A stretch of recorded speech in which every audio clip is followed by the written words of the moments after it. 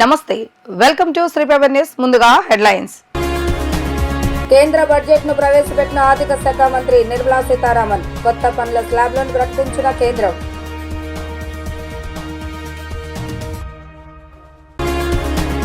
గత ప్రభుత్వం నమోదు చేసిన అక్రమ కేసులు తొలగించాలని పోలీస్ బ్యూరోలో నిర్ణయం తీసుకున్నామన్న మంత్రి అచ్చెన్నాయుడు. ఇందుకు కార్యాచరణ సిద్ధం చేయాలని నిర్ణయం. ఘనంగా ప్రారంభమైన లూర్దుమాత మహోత్సవాల నవదిన ప్రార్థనలు. గూడదలకు సంబంధించిన పథకం ఆవిష్కరించిన కథోలిక పీఠం బిషప్ జోసెఫ్ రాజారావు.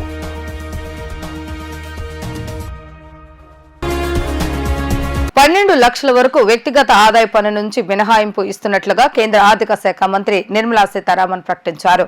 ఆదాయ పన్ను విధానంలో సంస్కరణలు తీసుకొస్తున్నామని తెలిపారు. ఈ మేరకు శనివారం కేంద్ర బడ్జెట్ ను ప్రవేశపెట్టారు.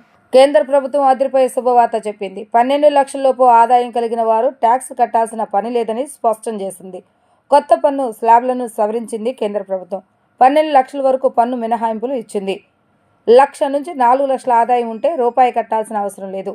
4 లక్షల నుంచి 8 లక్షల వరకు ఆదాయంపై 5%, 8 నుండి 12 లక్షల ఆదాయంపై 10%, 12 నుండి 16 లక్షల ఆదాయంపై 15%, 16 నుంచి 20 లక్షల ఆదాయం మీద 20%, 24 లక్షల కంటే ఎక్కువ ఆదాయం కలిగిన వారికి 30% పన్ను విధించనున్నట్లుగా నిర్మలా సీతారామన్ తెలిపారు.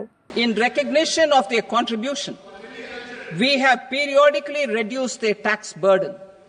Right after 2014, the nil tax slab was raised to 2.5 lakhs of rupees, which was further raised to 5 lakh rupees in 2019 and to 7 lakh rupees in 2023.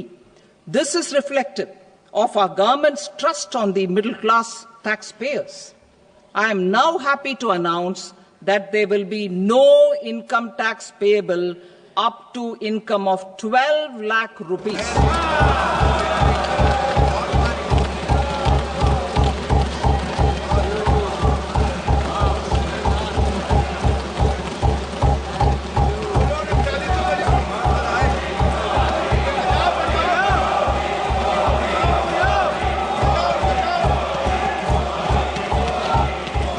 So, average income of 1 lakh per month other than the special rate income such as capital gains under the new regime.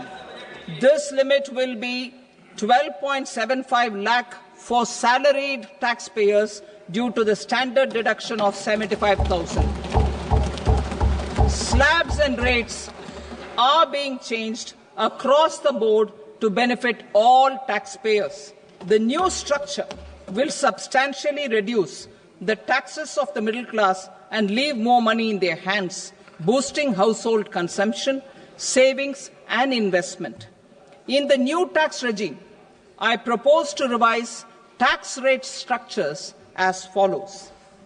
0 to 4 lakh rupees nil, 4.8 lakh rupees to 4 to 8 lakh rupees 5%, 8 to 12 lakh rupees 10%, 12 to 16 lakh rupees 15%, 16 to 20 lakh rupees 20%, 20 to 24 lakh rupees 25%, and above 24 lakh rupees 30%. To taxpayers up to 12 lakh of normal income other than special rate income such as capital gains. I read that again. To taxpayers up to 12 lakh of income other than special rate income such as capital gains, tax rebate is being provided in addition to the benefit due to slab rate reduction in such a manner that there is no tax payable by them. The total tax benefit of slab rate changes and rebate at different income levels can be illustrated with a few examples. A taxpayer in the new regime with an income of 12 lakh rupees will get a benefit of 80,000 rupees in tax, which is 100% of tax payable as per the existing rates. YCP హయాంలో తప్పు చేసిన వారిని శిక్షించేందుకు ప్రత్యేక tribunal ఏర్పాటు చేయాలని పాలిట్ బ్యూరోలో నిర్ణయించామని వ్యవసాయ శాఖ మంత్రి అచ్చెన్నాయుడు తెలిపారు. ఈసారి కడప జిల్లాలో 3 రోజుల పాటు మహానాడు నిర్వహిస్తున్నామని తెలిపారు. మే 27, 28వ తేదీలో మహానాడు తీర్మానాలు, 29న భారీ బహిరంగ సభ నిర్వహిస్తున్నామని అన్నారు. మహానాడులో జాతీయ పార్టీ అధ్యక్షుడిగా చంద్రబాబు నాయుడిని ఎన్నుకుంటున్నామని తెలిపారు. వైసీపీ హయాంలో తప్పు చేసిన వారిని శిక్షించేందుకు ప్రత్యేక ట్రిబ్యునల్ ఏర్పాటు చేయాలని పాలిట్ బ్యూరోలు నిర్ణయించామని వ్యవసాయ శాఖ మంత్రి అచ్చెన్నాయుడు తెలిపారు. వైసీపీ పెట్టిన అక్రమ కేసుల్ని నిర్ణీత కాల పరిమితిలో ఎత్తివేసేలా చూడాలని నిర్ణయించామని అన్నారు. అగ్రిగోల్డ్ బాధితులకు న్యాయం జరిగేలా వారికి చెల్లించవలసిన మొత్తం భూమి రూపంలో ఇచ్చేలా ఆలోచన చేస్తున్నామని వెల్లడించారు. స్థానిక సంస్థలు బీసీలకు తగిన 10% రిజర్వేషన్ కోటా పునరుద్ధరణకు చట్టపరమైన అంశాలు పరిశీలిస్తున్నట్లుగా వివరించారు. జూన్లోగా మరో 3 హామీలు అమల్లోకి తెస్తున్నామని స్పష్టం చేశారు. తల్లికి వందన నిధులు విడుదల చేసి వచ్చే విద్యా సంవత్సరం నుంచి ప్రారంభిస్తామని అన్నారు. రైతులకు అన్నదాత సుఖీభవ వేట నిషేధ సమయంలో మత్స్యకారులకు 20,000 ఇస్తామని తెలిపారు. ఎన్నికలు ఇచ్చిన ప్రతి హామీపై పోలిట్ బ్యూరోలో చర్చించామని మంత్రి తెలిపారు. ప్రతి హామీ నెరవేర్చేందుకు ప్రభుత్వం కట్టుబడి ఉందని స్పష్టం చేశారు. ఇప్పటికే 60% హామీలు నెరవేర్చామని అన్నారు. గత 7 నెలల్లోనే ఎవరూ ఊహించని పథకాలు ప్రవేశపెట్టడంపై పాలిట్ బ్యూరో హర్షం వ్యక్తం చేస్తుందని తెలిపారు. ఈసారి కడప జిల్లాలో 3 రోజుల పాటు మహానాడు నిర్వహిస్తున్నామని తెలిపారు. మే 27, 28వ తేదీల్లో మహానాడు తీర్మానాలు, 29వ తేదీన భారీ బహిరంగ సభ నిర్వహిస్తున్నామని అన్నారు. మహానాడులో జాతీయ పార్టీ అధ్యక్షుడిగా చంద్రబాబు నాయుడిని ఎన్నుకుంటున్నామని తెలిపారు. ఊచ కోత కోశారు. బీసీల మీద, ఎస్సీల మీద, ఎస్టీల మీద అన్యాయంగా చంపేశారు. Doctor Sudhakar, veterinary doctor Atchannaidu, Chandraiah, ఇటువంటి వాళ్ళందరినీ నడి రోడ్డు మీద ఊత కోసి చంపేశారు. ఈ రోజుకి అతి లేదు, గతి లేదు. చంపిన వాళ్ళు ఈరోజు తప్పించుకొని తిరుగుతున్నారు. అందుకే ఈరోజు పొలిట్ బ్యూరోలో ఒక నిర్ణయం తీసుకున్నాం. ఆ కేసులన్నీ బయటికి తీసి ఒక ప్రత్యేకమైనటువంటి ట్రిబ్యునల్ని ఏర్పాటు చేసి వీలైనంత తొందరగా కేసులన్నీ పరిశీలన చేసి తప్పు చేసిన ప్రతి ఒక్కరికి శిక్షించాలని నిర్ణయం చేశాం.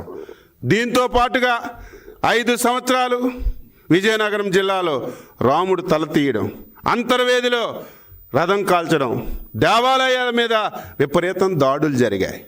మళ్ళీ 5 సంవత్సరాల్లో దేవాలయాల మీద ప్రతి జరిగిన దాడిని హోంమంత్రి గారికి చెప్పాం. అవన్నీ తీసి ఆ రోజు ఎవరు చేశారు వాళ్ళందరి మీద వీలైనంత తొందరగా యాక్షన్ తీసుకోవాలని ఈ సందర్భంగా తెలియజేస్తున్నాం. 5 సంవత్సరాలు ఎవరినీ వదలలేదు. ఉద్యోగుల మీద కేసులు పెట్టారు, ఉపాధ్యాయుల మీద పెట్టారు, మీ పాత్రికేయ మీద పెట్టారు. వీలైనంత తొందరగా ఒక టైం బౌండ్ పెట్టుకొని గత 5 సంవత్సరాల్లో ఉపాధ్యాయుల మీద పెట్టిన కేసులు, ఉద్యోగుల పైన పెట్టిన కేసులు, విలేకరుల మీద పెట్టిన కేసులు అన్నీ తీసుకొని కేసులన్నీ కూడా రెఫర్ చేయాలని, కేసులన్నీ ఎత్తివేయాలని ఒక మంచి నిర్ణయం ఈరోజు పాలిట్ బ్యూరో డిస్కస్ చేసి తీసుకున్నామని చెప్పి ఈ సందర్భంగా తెలియజేస్తున్నాను. ఈరోజు ఒక మంచి నిర్ణయం తీసుకున్నాం. ఈ రాష్ట్రంలో అనేక ప్రాంతాల్లో మహానాడులు నడిపాం. అటు తిరుపతి కానీ, అనంతపూర్ కానీ, విజయవాడ కానీ, విశాఖపట్నం కానీ, రాజమండ్రి కానీ, ప్రకాశం కానీ అన్ని దగ్గరలా పెట్టాం. ఈసారి కడప జిల్లాలో 27, 28, 29 మహానాడు పెట్టాలని చెప్పి నిర్ణయించాం. 3 రోజులు ఉంటుంది. 2 రోజులు చర్చలు జరుగుతాయి. 2వ రోజు జాతీయ పార్టీ అధ్యక్షుడు ఎన్నిక జరుగుతుంది. 3వ రోజు అక్కడే ఒక ప్రాంతాన్ని ఎంపిక చేసి ఒక భారీ బహిరంగ సభ 29వ తారీఖున చేయాలని చెప్పి నిర్ణయం చేశాం. ఈరోజు అగ్రిగోల్డ్ చాలామంది ఈవేళ టీవీల్లో చూస్తారు. వాళ్ళకు కూడా శుభవార్త. తొందరగా అగ్రిగోల్డ్ ఎవరైతే ఉన్నారో భూములన్నీ ఈరోజు ప్రభుత్వం తీసుకుంది. ఆ భూములు ప్రభుత్వం అమ్మడం కంటే వాళ్ళకే డైరెక్ట్గా ఎంత బాకీ ఉందో అంత ల్యాండ్ ఇస్తే బాగుంటుందేమని ఆ చర్చ కూడా ఈరోజు పొలిట్ బ్యూరోలో జరిగింది. మళ్ళీ డీటెయిల్గా దాని మీద కూడా చర్చించి ఆ కార్యక్రమం కూడా తీసుకుంటామని చెప్పి తెలియజేస్తున్నాను. దక్షిణ భారతదేశంలో 2వ అతిపెద్ద కథోలిక పుణ్యక్షేత్రంగా ప్రసిద్ధికెక్కిన గుణదల లూర్దుమాత మహోత్సవాల్లో నవదిన ప్రార్థనలు ఘనంగా ప్రారంభమయ్యాయి. మేరీమాత తిరునాళ్ల సందర్భంగా భక్తులు పెద్ద సంఖ్యలో తరలివచ్చి మరీమాత యేసుప్రభు సెలవులను దర్శించుకుని ప్రత్యేక ప్రార్థనలు చేస్తే తప్పకుండా కరుణామయుడు ఆగ్రహం పొందగలరని తెలిపారు. నగరంలోని గుణదల మేరీమాత పుణ్యక్షేత్రంలో విజయవాడ కథోలికా పీఠం బిషప్ తెలగతోటి జోసెఫ్ రాజారా, monsignor father Muvvala Prasad, vicar general father మేషఫం గాబ్రియల్, పుణ్యక్షేత్రం rector Eleti William Jayarajaswamy, diocese education desk director father Kolakani Marianna, social services center director father Thota Sunil రాజు తదితరులు గురువులు పుణ్యక్షేత్రం ప్రధాన చర్చి వద్ద ఈ నెల 9, 10, 11 తేదీల్లో జరిగే గుణదల మహోత్సవాలకు సంబంధించి మరీమాత పథకాన్ని ఆవిష్కరించారు. ఈ సందర్భంగా తెలుగుతోటి జోసెఫ్ రాజారావు భక్తులకు సందేశమిస్తూ జగద్గురువులు పరిశుద్ధ పోప్ ఫ్రాన్సిస్ 2025 సంవత్సరాన్ని జూబ్లీ సంవత్సరంగా ప్రకటించడం జరిగిందన్నారు. దేవుని రక్షణ ప్రణాళికలను కొనసాగించడానికి మరీమాతను దేవుని తల్లిగా ఎన్నుకోవటం జరిగిందన్నారు. స్త్రీలందరిలో మరీమాత ధన్యురాలని తెలిపారు. క్రీస్తు తల్లి అయిన మరీమాతను గౌరవిస్తే దేవుని అనుగ్రహాలు తప్పక లభిస్తాయని చెప్పారు. మరియమ్మ తల్లి మధ్యత్వ ప్రార్థన ద్వారా దేవుని చేరుకోవచ్చని వివరించారు. గత సంవత్సరం గుణదల మాత 100 సంవత్సరాల మహోత్సవాలను దిగ్విజయంగా నిర్వహించడం జరిగిందన్నారు. ఈ సంవత్సరం జరిగే 101వ గుణదల మాత మహోత్సవాలకు కూడా భక్తులు భక్తి శ్రద్ధలతో జరుపుకొని దిగ్విజయం చేయాలని కోరారు. విజయవాడ కథోలిక పీఠం మ్యాన్స్న్యూర్ ఫాదర్ మువ్వల ప్రసాద్, పుణ్యక్షేత్రం రెక్టర్ ఏలేటి విలియం జయరాజు స్వామి సంయుక్తంగా మాట్లాడుతూ గుణదల లూర్దు మాత దర్శన భాగ్యం పొందిన భక్తులకు వరాలు లభిస్తాయని అన్నారు. 9 రోజుల పాటు జరిగే నవదిన ప్రార్థనలో లూర్దు మాత తిరునాళ్లకు భక్తులను సంసిద్ధులను చేయటం జరుగుతుందని అన్నారు. మరికొందరు శాంతి వరకు వస్తూ ఉంటారు, మరికొందరు వాళ్ళ కుటుంబాల కొరకు ప్రార్థనలు చేయడానికి వస్తుంటారు, ఇంకా కొందరు చేసిన తప్పులను ఒప్పుకొని క్షమాపణ పొందడం కోసం వస్తూ ఉంటారు. ఇతరులు ప్రాయశ్చిత్తం చేయడం కోసం మరియు ఇటువంటి అవసరాలను బట్టి ఈ పుణ్యయాత్రలు పుణ్యక్షేత్రానికి చేస్తూ ఉంటారు. ఒక పుణ్యయాత్ర భక్తితో నిర్వహించే ఒక పుణ్యకార్యం. ఈ విశ్వాస ప్రయాణం వలన మనకు కనువింపు కలుగుతుంది, మనకు ఆత్మజ్ఞానాన్ని కలుగజేస్తుంది. పుణ్యక్షేత్రాలకు యాత్రలు అనేవి మనందరినీ దేవుని చెంతకు ఆకర్షించే సాధనలు అనేది స్పష్టం చేస్తున్నాయి. కాబట్టి మనం ఎందుకు వస్తున్నాం? ఈ పుణ్యక్షేత్రానికి దేవునికి చేరువవడానికి వస్తున్నాం. అది ఇక్కడ మరియ తల్లి ద్వారా జరుగుతుంది. సిపిఐ ఎన్టీఆర్ జిల్లా కార్యదర్శి దోనేపూడి శంకర్పై టీడీపీ రాష్ట్ర అధికార ప్రతినిధి నాగుల మీర ఆగ్రహాన్ని వ్యక్తం చేశారు. రాజకీయ ఉనికి పబ్లిసిటీ కోసమే ఎంపీ కేశినేని శివనాథ్పై నిరాధారమైన తప్పుడు ఆరోపణలు చేస్తున్నారని దోనేపూడి శంకర్పై నాగుల మీర మండిపడ్డారు. నిరాధారమైన తప్పుడు ఆరోపణలు నిరూపించాలని ఆయన సవాల్ విసిరారు. సిపిఐ ఎన్టీఆర్ జిల్లా కార్యదర్శి దోనేపూడి శంకర్ విజయవాడ ఎంపీ కేశినేని చిన్నిపై అక్రమాలకు పాల్పడుతున్నారని ఆరోపణలు చేశారు. ఈ విషయమై టీడీపీ రాష్ట్ర అధికార ప్రతినిధి నాగుల మీర స్పందించారు. విజయవాడ పార్లమెంటు కార్యాలయం నందు నిర్వహించిన మీడియా సమావేశంలో ఆయన మాట్లాడుతూ ఎంపీ కేశినేని శివనాథ్పై సిపిఐ ఎన్టీఆర్ జిల్లా కార్యదర్శి దోనేపూడి శంకర్ చేసిన ఆరోపణలు అర్ధరహితమంటూ ఖండించారు. బ్లాక్మెయిల్ రాజకీయాలు మానుకోవాలని దోనేపూడి శంకర్ను హెచ్చరించారు. సిపిఐను అడ్డుపెట్టుకుని దోనేపూడి శంకర్కి డబ్బులు వసూలు చేయడం అలవాటుగా మారిందని ఆరోపించడం జరిగింది. సిపిఐ పార్టీ కార్యక్రమాలకు టీడీపీ ఎమ్మెల్యేలు ఎంపీలను బలవంతంగా చందాలు ఇవ్వమని పరిస్థితి నెలకొందని అన్నారు. చందాలు ఇవ్వకపోతే నిరాధారమైన ఆరోపణలు చేయటం వసూళ్లు రాజా దోనేపూడి శంకర్కి అలవాటుగా మారిందని అన్నారు. దమ్ము ధైర్యం ఉంటే చేసిన నిరాధారమైన తప్పుడు ఆరోపణలు నిరూపించాలని సవాల్ విసిరారు. సొంత నిధులతో ఎన్నో సేవా కార్యక్రమాలు చేసే ఎంపీ కేశినేని శివనాథ్ ఇసుక దోపిడీకి పాల్పడుతున్నాడని ఆరోపించడం దోనేపూడి శంకర్ దిగజాడు రాజకీయానికి నిదర్శనమంటూ అన్నారు. తప్పుడు ఆరోపణలు చేసిన దోనేపూడి శంకర్పై ఎంపీ కేశినేని శివనాథ్ న్యాయ పోరాటానికి సిద్ధంగా ఉన్నారని అన్నారు. ఏదైనా మీకు చేతనైతే ప్రజలకు మేలు కలిగేటువంటి చెయ్యండి. వాళ్ళ ఇసుక విధానంలో ట్రాక్టర్లు ప్రతి ఊర్లో ప్రతి రోడ్లో లైన్లు పెట్టి ఉన్నారు. చంద్రబాబు గారు ఏం చెప్పారు? మీరు ట్రాక్టర్ ఉన్నా ఎడ్ల బండి ఉన్నా ఏ నదిలోకి వెళ్ళని ఇసుక తీసుకురండి అన్నారు. మీరు పర్యావరణం గురించి మాట్లాడేవాళ్ళు. ఇవాళ కృష్ణానదిలో ఇసుక పుష్కలంగా ఉంది. ఈరోజు ఇసుక ఎక్కువైపోయింది, వాడకం తగ్గిపోయింది. ఎప్పుడైతే ఫ్రీ అవుతుందో డిమాండ్ తగ్గిపోతుంది. ఇటువంటి పరిస్థితుల్లో ఎంపీ గారు ఇసుకలో జోక్యం చేసుకున్నారనేటువంటి పదాన్ని మేము తీవ్రంగా వ్యతిరేకిస్తా ఉన్నాం. వాళ్ళ నియంత్రించాలి. పేదవాడికి ఇసుక అనేది ఉచితంగా అందాలి. ఇసుక చాలా ముఖ్యమైనది, ప్రజలందరికీ కూడా అన్ని వర్గాలకు కూడా అయింది. ఈ రోజున చంద్రబాబు గారి నాయకత్వంలో తెలుగుదేశం పార్టీ నాయకులు కానీ కార్యకర్తలు కానీ ఏ తప్పు చేసినా ఉపేక్షించేటువంటి నాయకత్వం కాదు చంద్రబాబు గారు. వాళ్ళు చంద్రబాబు గారు స్పష్టంగా చెప్తారు. తెలుగుదేశం పార్టీ నాయకులు కానీ కార్యకర్తలు కానీ ఏ రకమైనటువంటి ఆరోపణలు ఎదుర్కొన్నా నేను ఉపేక్షించేది లేదని బహిరంగంగా చెప్తారు. ఏ నాయకుడు ఉన్నాడు? గతంలో జగన్మోహన్ రెడ్డి నాయకత్వంలో ఇచ్చలవిడిగా రాష్ట్రాన్ని దోసుకున్నారు. ప్రాంతాల వారికి ఎడగొట్టి దాచుకున్నారు. ఈ రాష్ట్రాన్ని లూటీ చేశారు.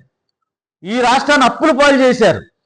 ఈ రాష్ట్రాన్ని గాడిలో పెట్టాలంటే చంద్రబాబు నాయుడు గారే సరైనటువంటి నాయకుడని ప్రజలు అద్భుతమైనటువంటి మ్యాండేట్ని ఇచ్చారు. 164 సీట్లు అనేది చరిత్ర ఇది. వాళ్ళ పవన్ కళ్యాణ్ గారు, బీజేపీ కానీ, తెలుగుదేశం కూటమి 164 సీట్లు ఇచ్చారంటే ప్రజలు నమ్మకం పెట్టుకున్నారు మా మీద. కూటమి మీద ఏదైతే నమ్మకం పెట్టుకున్నారో ఆ నమ్మకాన్ని ఒమ్ము చేయకుండా ఆ వయసులో కూడా చంద్రబాబు నాయుడు గారి గాడిలో పెట్టాలి. ఈ రాష్ట్రాన్ని లూటీ చేసినటువంటి రాష్ట్రాన్ని అభివృద్ధి చేయాలి. బిడ్డల భవిష్యత్తు కోసం ఉద్యోగ అవకాశాలు రావాలి. ఈరోజు నారా లోకేష్ గారు ప్రపంచం మొత్తం తిరుగుతూ ఉన్నారు పెట్టుబడుల కోసం. ఎందుకు? మన బిడ్డలు, చదువుకున్న బిడ్డలు, ఎస్సీ, ఎస్టీ, బీసీ, మైనారిటీ పేదల బిడ్డలు చదువుకున్న తర్వాత వాళ్ళకు ఉద్యోగ అవకాశాలు రావాలని ఈ ప్రభుత్వం చిత్తశుద్ధితో పనిచేస్తూ ఉంది. ఇటువంటి ఆరోపణలు మానాలి. తప్పకుండా సిపిఐ అధినాయకత్వానికి ఏ మాత్రం చిత్తశుద్ధున్నా ధోనియపూడి శంకర్ లాంటి వసూలు చేసేటువంటి వ్యక్తి మీద, ఎవరిని పడితే డబ్బులు అడిగే వ్యక్తి మీద చర్యలు తీసుకోకపోతే మసకబారిపోద్ది. విద్యార్థులకు వేల కోట్ల బోధనా రుసుమును బకాయి పెట్టి ఇప్పుడు ఏ ముఖం పెట్టుకుని ధర్నాలు చేస్తున్నారని మాజీ ముఖ్యమంత్రి జగన్ ఎమ్మెల్యే సోమిరెడ్డి చంద్రమోహన్ రెడ్డి ప్రశ్నించారు. గతంలో పింక్ డైమండ్ అది ఇది అని మాట్లాడిన విజయసాయిరెడ్డిని జైల్లో పెట్టాలని, వైసీపీ పాలనలో వేధించిన వారిని శిక్షించడంలో పోలీసులు నిర్లిప్తత స్పష్టంగా కనిపిస్తుందని అన్నారు. మైనింగ్, రెవెన్యూ తదితర శాఖలో బ్లాక్ డోర్ ఎంట్రీ ఇచ్చి దోపిడీకి పాల్పడుతున్న కొందరిని రక్షించడానికి ఎవరు జీర్ణించుకోలేకపోతున్నారని సోమిరెడ్డి అన్నారు. ఈ నెల 5వ తేదీన వైసీపీ ధర్నాకు పిలుపునివ్వటంపై టీడీపీ పాలిట్ బ్యూరో సభ్యుడు, సర్వేపల్లి శాసనసభ్యుడు సోమిరెడ్డి చంద్రమోహన్ రెడ్డి సంచలన వ్యాఖ్యలు చేశారు. ఆందోళనలు చేయాల్సింది వాళ్లు, వైసీపీ కాదని, వ్యవస్థలను సర్వనాశనం చేసిన వైసీపీ సర్కార్ పాపాలపై ధర్నాలు చేయాల్సింది తామేనని అన్నారు. 5 ఏళ్ల పాలనలో రాష్ట్రంలోని అన్ని వ్యవస్థలను విధ్వంసం చేసిన వైసీపీ ధర్నాల పేరుతో రాజకీయాలు చేయడం సిగ్గుచేటు అంటూ మండిపడ్డారు. విద్యార్థులకు బకాయి పెట్టిపోయి ఏ ముఖం పెట్టుకుని ధర్నా చేస్తున్నారని ప్రశ్నించారు. టీడీపీ కూటమి ప్రభుత్వం అధికారంలోకి రాగానే 700 కోట్ల ఫీజు రియంబర్స్మెంట్ బకాయిలను విడుదల చేసిందని చెప్పారు.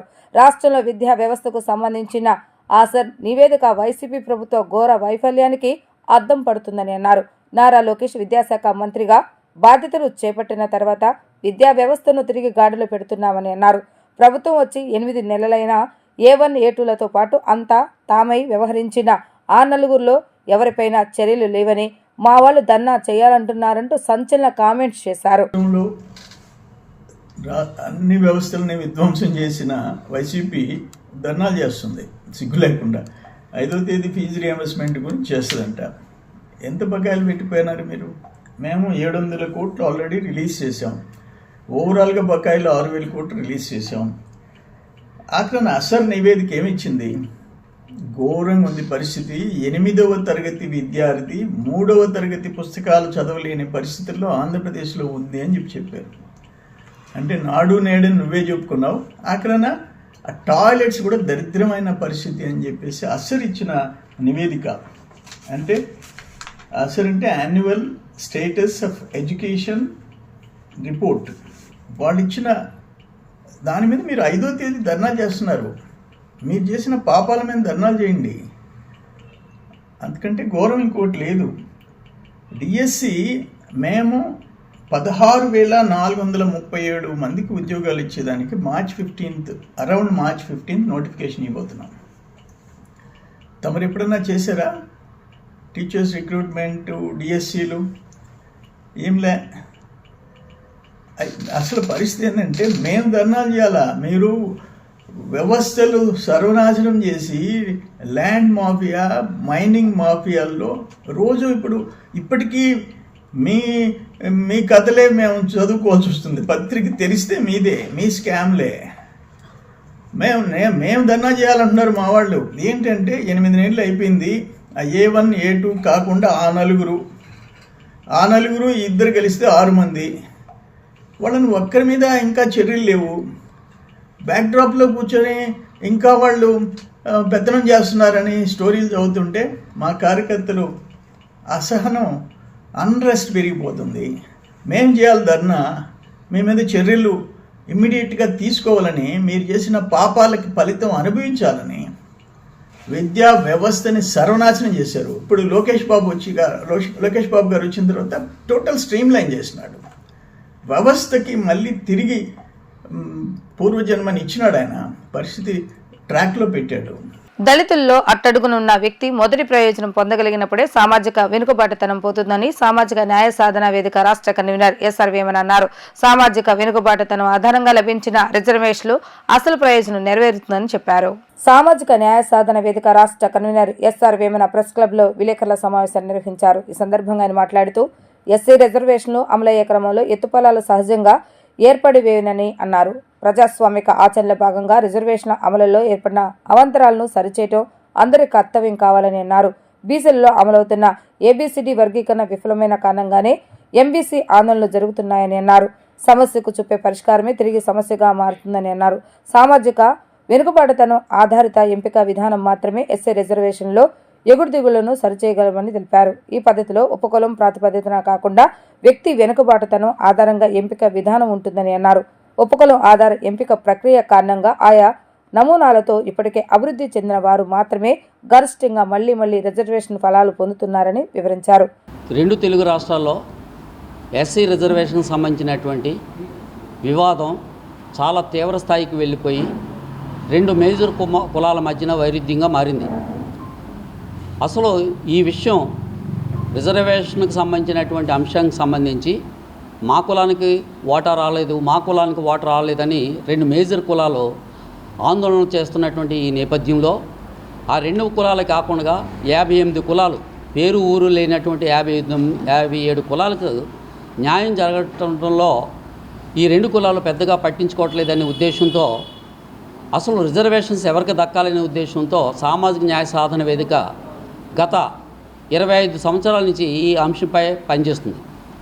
ఈ సామాజిక న్యాయ సాధన వేదిక ప్రధాన ఉద్దేశం ఏంటంటే ఎస్సీ కులాలలో ఇంతవరకు రిజర్వేషన్ అందిపుచ్చుకోలేనటువంటి బడి మెట్లు ఎక్కనటువంటి పిల్లల యొక్క వాళ్ళ తల్లిదండ్రుల యొక్క పిల్లలకి మేలు జరిగేటట్టుగా అట్టడుగున ఉన్నటువంటి చిట్ట చివరి వ్యక్తి రిజర్వేషన్ పొందడానికి సంబంధించినటువంటి ఏర్పాట్లని వివాదాలు అంశాలపైన మేము చర్చిస్తున్నాం. ప్రధానంగా రిజర్వేషన్ ఇంప్లిమెంటేషన్ సంబంధించినటువంటి ఎంపిక విధానంలో చిన్న మార్పులు చేయడం ద్వారా రాజ్యాంగ సవరణ కానీ మరి ఇతర ఏ రాజ్యాంగ అంశాలు పట్టించుకోవాల్సిన అవసరం లేకుండానే ఇంప్లిమెంటేషన్ అంటే ఎంపిక విధానంలో చిన్న మార్పులు చేయడం ద్వారా అట్టడుగునున్నటువంటి చిట్ట చివరి వ్యక్తికి మేలు జరగవచ్చు అనేటువంటిది మా ఉద్దేశం. మీకు అక్కడ సామాజిక న్యాయ సాధన వేదిక ఈ విధానం ఈ ఇంప్లిమెంటేషన్ ఎలా చేయొచ్చు అనేటువంటిది ఒక నమూనాను మేము తయారు చేయడం జరిగింది. ఆ నమూనాలో మీరు స్పష్టంగా అర్థమవుతుంది ఏంటంటే విద్యార్థి అంటే ఎంపిక కావాల్సినటువంటి లబ్ధిదారుడు యొక్క సామాజిక స్థితిగతులకు వెనుకబాటుతనానికి ఎంపిక చేసేటప్పుడు వాటికి వెయిటేజ్ మార్క్స్ ఇవ్వమని అడుగుతున్నామని.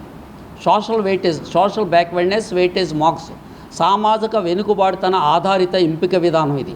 సామాజిక వెనుకబాటుతనానికి వెయిటేజ్ ఇవ్వండి అంటే ఏంటి, విద్యార్థి యొక్క తల్లిదండ్రులు చదువుకున్నారా లేదా దాన్ని బట్టి, విద్యార్థి యొక్క తల్లిదండ్రులు ఆస్తుపరుల పేదవాళ్ళ లేకపోతే విద్యార్థి తల్లిదండ్రులు పెద్ద ఉద్యోగస్తుల చిన్న ఉద్యోగస్తుల దీన్ని బట్టి వాటి వెయిటేజ్ ఇవ్వడం ద్వారా సోషల్ వెయిటేజ్ మార్క్స్ ప్లస్ ఎంపికకి సంబంధించినటువంటి ఎగ్జామ్లో వచ్చినటువంటి మార్క్స్ 2 అకాడమిక్ మార్క్స్ 2 క్లబ్ చేస్తే అట్టడుగునున్నటువంటి చిట్ట చివరి వ్యక్తికి మేలు జరిగే విధంగా అవకాశం ఉంటుందనేది సామాజిక న్యాయ సాధన వేదిక ఉద్దేశం.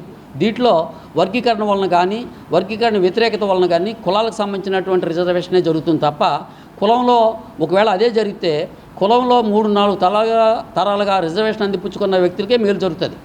యాక్చువల్గా 3-4 తరాలుగా రిజర్వేషన్ అందిపుచ్చుకున్న వాళ్ళకంటే కూడా ఇప్పటి వరకు రిజర్వేషన్ అందిపుచ్చుకోలేని వ్యక్తికి మేలు జరగాలనేది సామాజిక న్యాయ సాధన వేదిక. దానికి సోషల్ బ్యాక్వర్డ్నెస్ వెయిటేజ్ మార్క్స్ ఎంపిక విధానం ద్వారా ఇది సాధ్యమని మేము చెప్తున్నాం.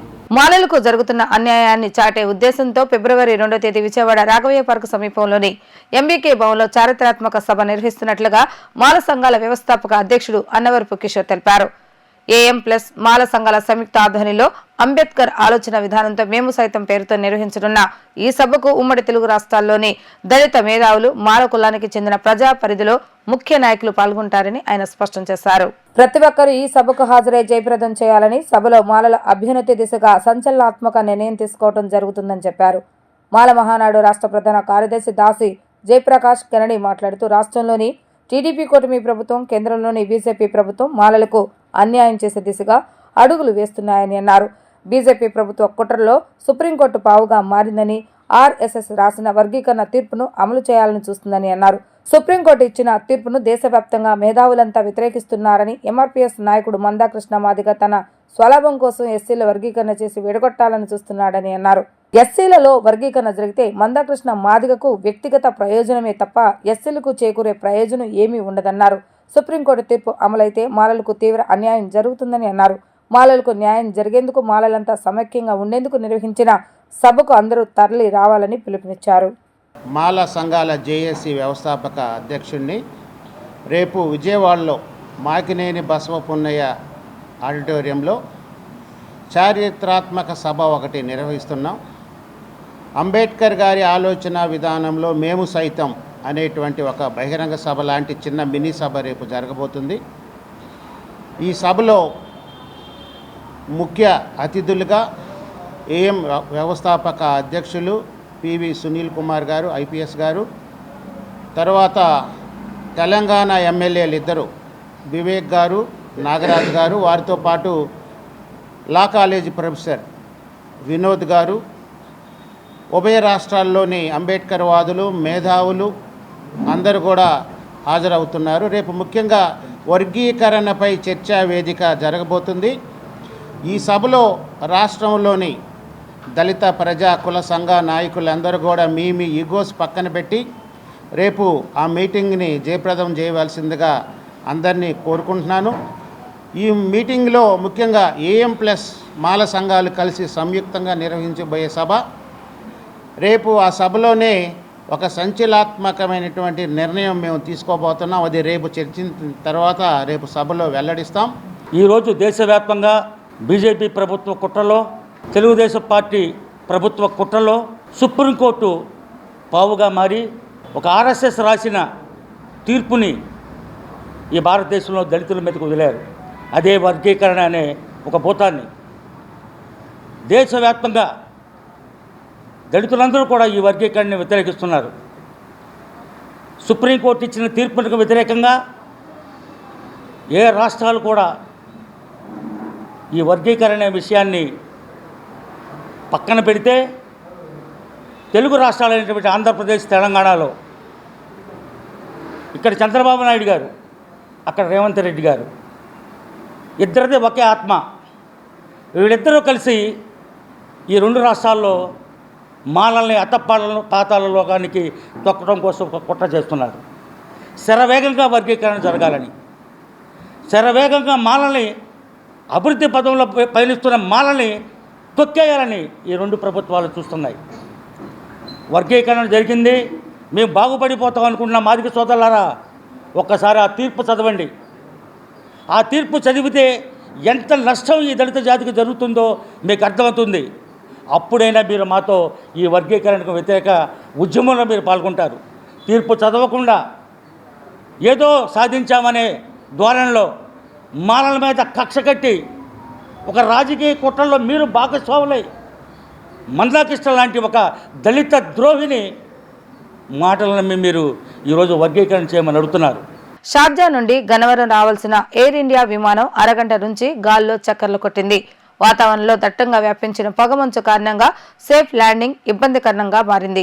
షార్జీ నుండి 170 మంది ప్రయాణికులు గన్నవరం రావాల్సి ఉండగా ఎయిర్ ఇండియా ఫ్లైట్ నుండి 171 మంది షార్జాకు వెళ్లనున్నారు. హైదరాబాద్, చెన్నై, బెంగళూరు నుంచి రావాల్సిన విమానాలు వాతావరణం అనుకూలించిన తర్వాత బయలుదేరింది. ఢిల్లీ నుంచి రావాల్సిన ఎయిర్ ఇండియా విమానం మరో 3 గంటలు ఆలస్యంగా వచ్చింది. దీంతో ప్రయాణికులు తీవ్ర ఇబ్బందులు పడ్డారు. వార్తలు ముగించే ముందు హెడ్లైన్స్ మరొకసారి.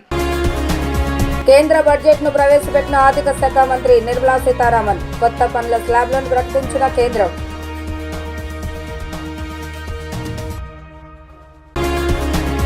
గత ప్రభుత్వం నమోదు చేసిన అక్రమ కేసులు తొలగించాలని పోలీస్ బ్యూరోలో నిర్ణయం తీసుకున్నామన్న మంత్రి అచ్చెన్నాయుడు. ఇందుకు కార్యాచరణ సిద్ధం చేయాలని నిర్ణయం. ఘనంగా ప్రారంభమైన లూర్దుమాత మహోత్సవాల నవదిన ప్రార్థనలు. గుణదలకు సంబంధించిన పథకం ఆవిష్కరించిన కథోలిక పీఠం బిషప్ జోసెఫ్ రాజారావు.